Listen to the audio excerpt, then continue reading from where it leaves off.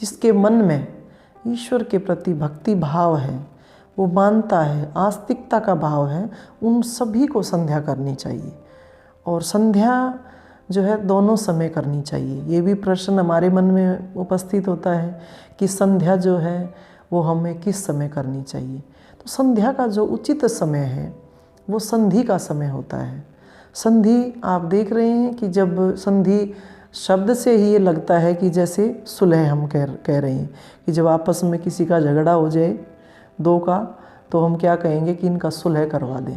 सुलह यानी हम भी अपने विकारों की गुत्थी जो है सुलझा रहे हैं। अपने विकार जो अंदर इतने सारे भर रखे हैं, उनके विकारों को कम करने के लिए अपने अंदर जो ये ग्रंथियां हमने बना रखी हैं अलग अलग तरह की बुराइयों की, उन ग्रंथियों को सुलझाने के लिए हम भी तो सुलह करने के लिए ही जा रहे हैं। तो सुलह यानी संधि के समय ही हमें ईश्वर का ध्यान करना चाहिए। और वो दो समय होता है, सुबह और शाम। यानी जब सुबह का जो समय होता है, ब्रह्म मुहूर्त, सूर्य निकलने से पहले का जो समय होता है बहुत सात्विक होता है। और उस समय ओजोन गैस जो निकलती है वो बहुत ही ऊर्जादायिनी होती है, ऊर्जा का स्रोत होती है एक तरह से। और सात्विक गुण जिसमें हमारा बहुत ही ज़्यादा मन एकाग्र होता है वो बहुत ज़्यादा होता है। शोर शराबा नहीं होता, वातावरण में किसी भी प्रकार का शोरगुल नहीं होता, बहुत ही शांत जो है उस समय का वातावरण होता है। उस समय हमें संध्या करनी चाहिए। और सायंकाल जब दोनों समय मिलते हैं, दिन का अंत होता है। मिलने का जो समय है ये तो बिल्कुल थोड़ा सा ही होता है, तो इसमें कितनी देर तक हमें ध्यान करना चाहिए, संध्या करनी चाहिए? महर्षि दयानंद ने तो वैसे गृहस्थी के लिए मैं बता रही हूँ, गृहस्थी के लिए भी 2 घंटे बताए, 1 घंटा सुबह और 1 घंटा शाम को। लेकिन जब तक हमारा मन, हमारा चित्त प्रसन्न रहे तब तक हमें लगातार ईश्वर का ध्यान करना चाहिए। और जितना मन करे उतना ही हमें करना चाहिए। अगर दिन में भी मन करता है बैठने का, ये लगता है कि भई हमें अब ज़रूरत है, तो हमें बैठ जाना चाहिए। ये एहसान नहीं है किसी के ऊपर भी। नहीं, संध्या के लिए सबसे पहली जो चीज़ है वो आसन है। हम कर रहे हैं कि हम शरीर का पोषण कर रहे हैं, ये एहसान नहीं है किसी के ऊपर।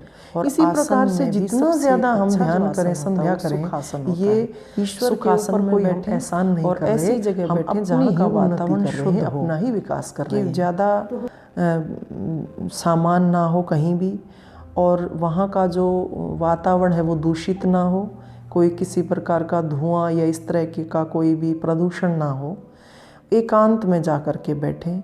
और बैठें तो हमारी जो मेरुदंड है, यानी हमारी जो रीढ़ की हड्डी है वो बिल्कुल सीधी होनी चाहिए और हमारी गर्दन सीधी हो। हाथों का भी पोस्चर जो है वो इस पोस्चर में ही रहें, एक जैसा हो। यानी शरीर को जब तक हम ध्यान करें बिल्कुल भी किसी भी प्रकार से हिलाएं डुलाएं नहीं, क्योंकि जब शरीर में कहीं भी हलचल हो जाती है तो उससे क्या होता है, हमारा मन और प्राण ये भी बाधित हो जाते हैं। और जब मन और प्राण बाधित हो जाते हैं तो फिर हम एकाग्र अपने मन को नहीं कर सकते, अच्छे से ध्यान हम नहीं कर सकते। तो तीनों का ही जो है संयम बहुत ही आवश्यक है। शरीर, मन और प्राण, तीनों को हम बिल्कुल एकात्म रूप से कर करके तभी हम ध्यान कर सकते हैं अपने, क्योंकि ध्यान जो होता है वो आत्मा का भोजन होता है। और शरीर के लिए जो हम भोजन करते हैं, क्या हम किसी भी जगह बैठ कर के कर सकते हैं? नहीं कर सकते। हम बाथरूम में बैठ कर के भोजन नहीं कर सकते। हम जो है रसोई में ही बैठ कर के भोजन करेंगे और पहले हाथ पैर धोते हैं, मुंह धोते हैं, अच्छे से हाथों को साफ करते हैं और खाना भी देखते हैं शुद्ध है, उसके बाद हम भोजन करते हैं। यानी अनुकूल स्थान पर ही हम भोजन करेंगे। ठीक, इसी प्रकार अनुकूल भोजन करेंगे और अनुकूल स्थान पर करेंगे। इसी प्रकार से ये आत्मा का भोजन हम कर रहे हैं, तो उसके लिए भी हमें स्थान अच्छा ही देखना चाहिए। ये नहीं है कि कहीं भी हम बैठ जाएं। इसीलिए तो सुबह और शाम का समय बताया है कि जब लोग उठते भी नहीं हैं, सोते रहते हैं। सुबह 4 बजे का समय ब्रह्म मुहूर्त का समय होता है, उस समय वातावरण दूषित नहीं होता। और ये देख भी लेना चाहिए कि वातावरण जहाँ का शुद्ध हो वही हमें ध्यान करना चाहिए, उसका ज़्यादा लाभ मिलता है हमारे।